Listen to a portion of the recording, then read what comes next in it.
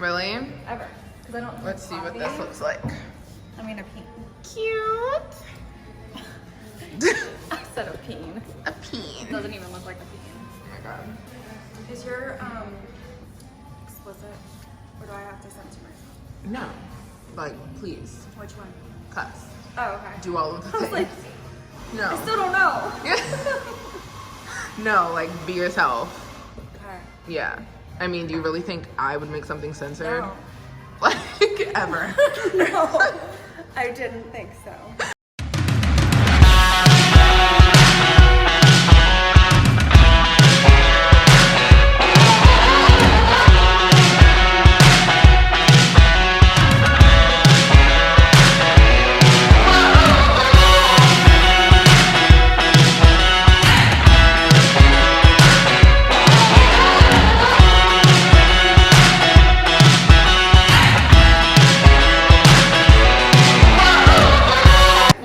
Anything that has gone on in the past or anything that's going on right now that has made you this person sitting right My here? past has been crazy and it has formed me 100% who I am today.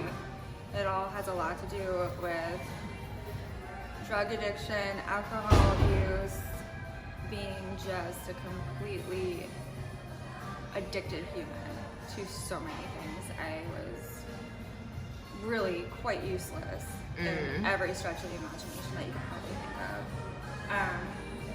You know, I started at the top. Like, I grew up super in a very wealthy family. I was an only child, grew up in South Jersey. I was left alone a whole lot, so my imagination was really big because my social circle was very small. I mean, I was a child with 25-year-old babysitters who were on the phone with their friends and their boyfriends, and so I had to make believe a lot and just tell stories and tell them to my cats.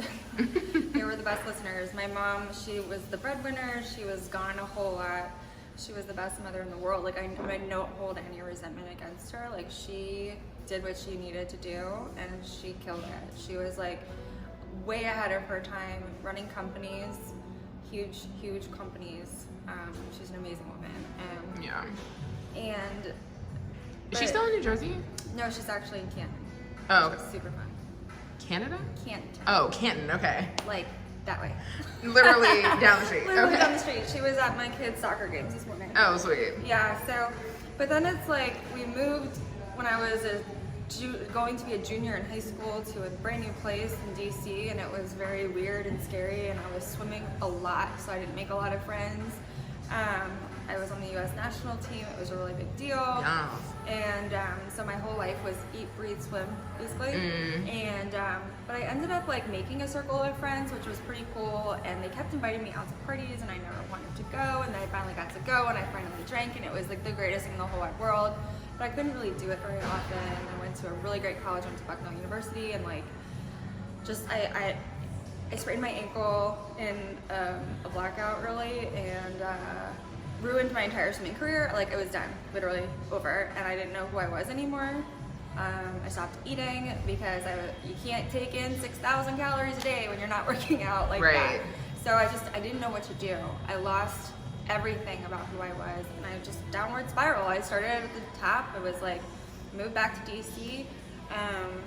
You know, nightlife. I was out at like the craziest clubs. I was in private VIP rooms with the Sultan of like Saudi Arabia's son, like hanging out with just like these ambassadors' kids, and like it was amazing. It was Right, like it was literally a dream. I was like, how is this a thing? Right, Like, how's this my the life? head rabbi of Israel's son, he and I were like a match. Like, Yeah. he was literally like 6'5", and he looked like Dracula, and we would just traipse around together. It was like the craziest I love it. thing.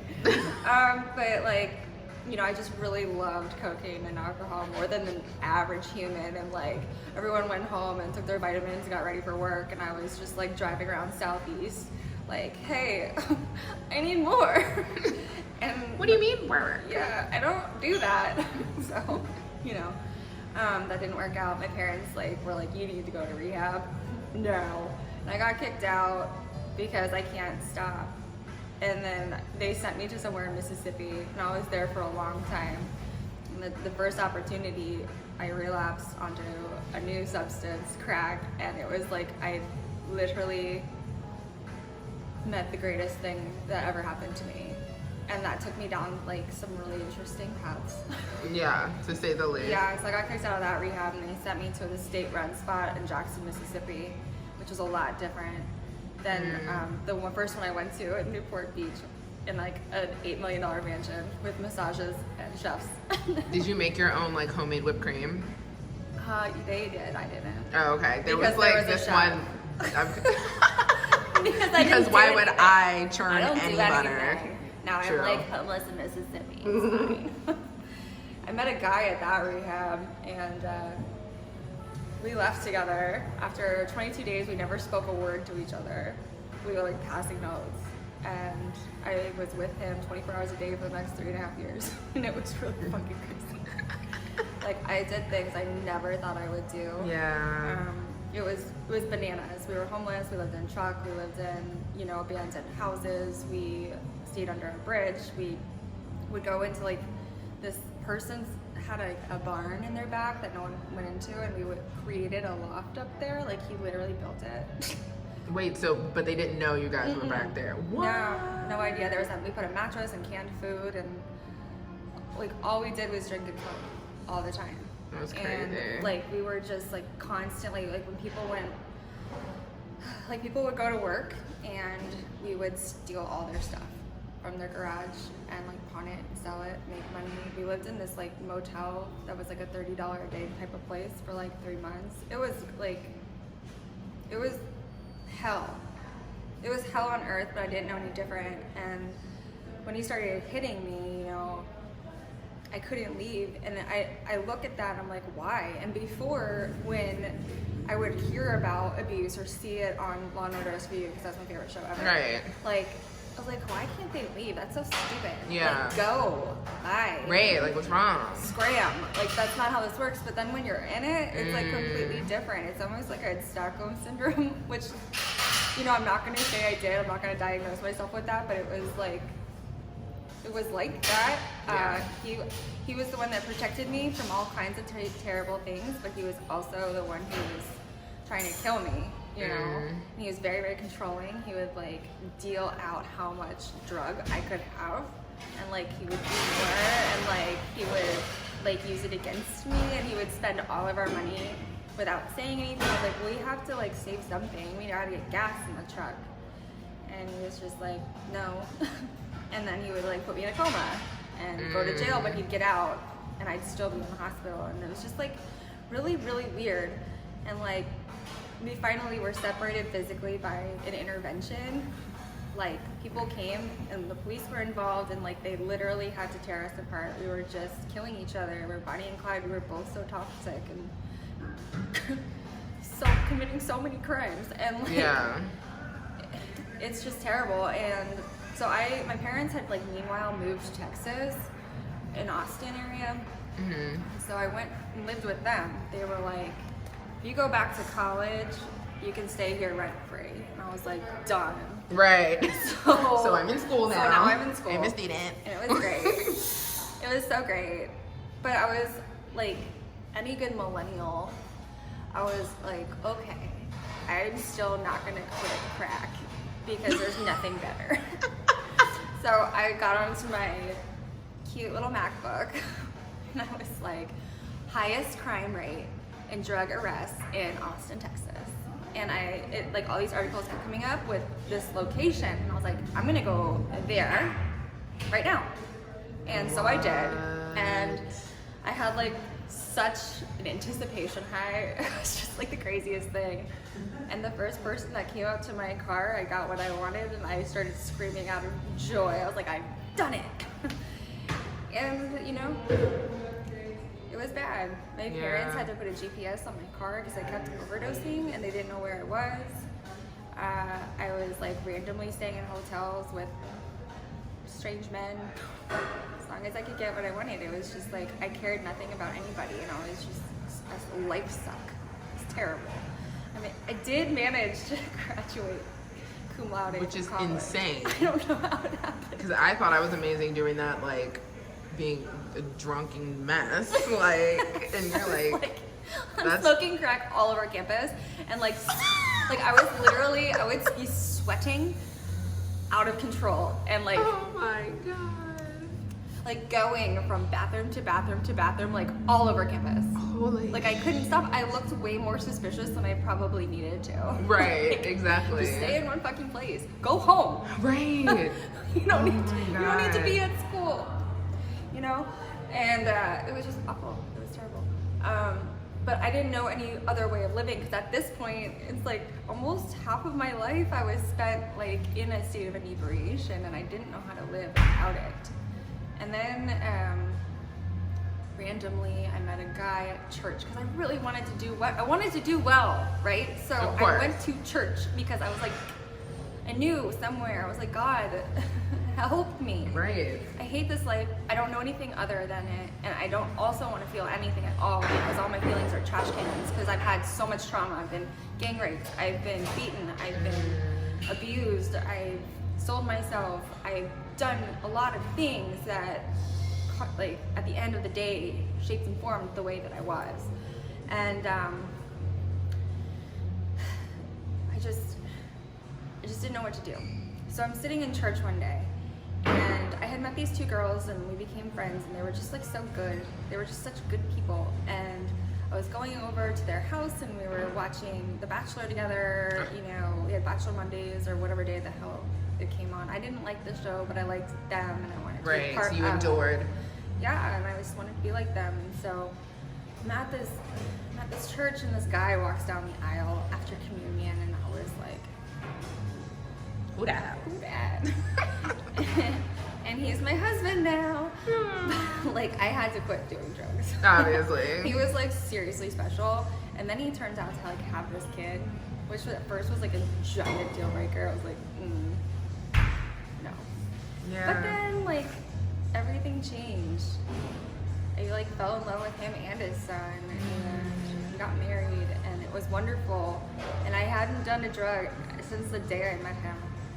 Literally met him, and it was like life-changing, and I'm grateful. And that was a while ago now. Yeah. Praise God, you know, works in mysterious ways. For sure. And then, you know, we had a child named Jack, and he's amazing. And Major, you know, I took on the role as his mom when his biological mother completely stepped out of the picture and gave me all the rights. She didn't want any part of anything. She was gone. And so I have like legal custody of him, and we're Wow. still waiting for the adoption, because we had to move everything to Baltimore when we moved here, and Baltimore City is just very, very slow, and we're still waiting on that. Yeah. But, you know, so I'm this boy's mom. I have a newborn baby, and 3 months later we moved to Baltimore. It was incredible. This place is amazing. I'm so blessed to live here, and I know a lot of people think it's like a trash heap that like rats. Yeah. I know so many of my friends were like, why do you love this place? I'm like, because it's cool. I love it. It is cool. I'm if a you have little the grimy. tools. Yeah. Like if you think about it. Yeah. Got a dirty soul. Sound like Kelly. I know, right? It just, you know, it fits me. I fit it. Yeah. And I got pregnant again. And the funny thing is, I was told whenever I was 19 years old, I was inpatient eating disorder in a hospital. And I went to this doctor who did my bone density scan and other things, and they said I was never going to be able to carry a child, ever. And it got full circle when I had my second child at the same hospital that doctor told me that I would never ever give birth. And it was just... Right. I Right. did it. Right. So now I have 3 Twice. kids. Yeah, I did it twice. So now I've got 3 kids, and you know, I just couldn't stop drinking no matter what. And it was like really scary, because I was starting to black out every single night, no matter how much I was consuming. Like if I had a beer, or like I had a beer and fall down the stairs, or like I would have like 2 bottles of wine and feel like nothing but not remember it. That's It was crazy. Super weird. Yeah. So My It's tolerance like your is- body didn't know. Like, Yeah, exactly. And my tolerance was messed up, and I was sneaking alcohol, I was hiding alcohol. My husband was so scared because I was driving drunk everywhere. And like going to jail for DUI didn't stop me. And it's Yeah. just like nothing could, I was completely powerless to it. I hate calling myself powerless because I myself I'm not powerless. But once alcohol enters my body, I become powerless, and it's really frustrating. And so eventually, like in July of 2018, I had enough. My son crawled into the guest bed with me because I woke up in the guest bed. Another fight. And he was crying. He was like, I don't want you to die. Daddy says you're gonna die. And that was it for me. I was done. I was done. There's no way. There's no way I can do that to these children. And they were my lives for so long. And now I'm sober over a year, and my life is amazing, and I'm so fucking happy. And like the fact that I could be at Carroll Park in this kind of seedy area of Baltimore with my children at a skate park, and we go there because there's tons of kids after school. On Friday, it's not scary at all. Like in the daytime, it's fabulous. And like my sons love to scooter down the ramps, and they have friends, and they switch like someone will take the bike and someone will take the scooter, and they'll like play with each other, and it's teaching my kids about other like cultures and different kinds of people, and it's beautiful. But then when I like stumble over 2 used Narcans and a pile of crack, and I'm just able to literally push it aside and take my son past it to go to the bathroom in the woods, that would never have happened. yeah. I am so grateful, for what happened in my past to shape me for who I am. Though, sometimes I'd be like, why did I have to go through all of that? Right. Today But I know it why. made you like who you are, though. Yeah, it made me who I am. It made me super compassionate. It Yeah. made me loving to people that are ignored. It made me want to be a good person and make up for everything bad. And made me want to be super useful. And that's my that's my message. Like that's my purpose, is to be a useful human. And it's the greatest reward in the whole entire world when I see someone else's lights come on, or they say like, thank you so much for helping me out of this dark place. And I know it's all glory to God, right? 100%. But it's nice to hear those things after being told that I'm nothing, that I'm worthless, that no one will ever love me, that I'm disgusting, that I'm trash. And now people tell me that I'm strong, I'm wanted, I'm needed, And stunning. capable. Yeah. Right, it's just really cool to have this differently and to Yeah. share it with other people. So, that was a really long answer. I know, but thank you for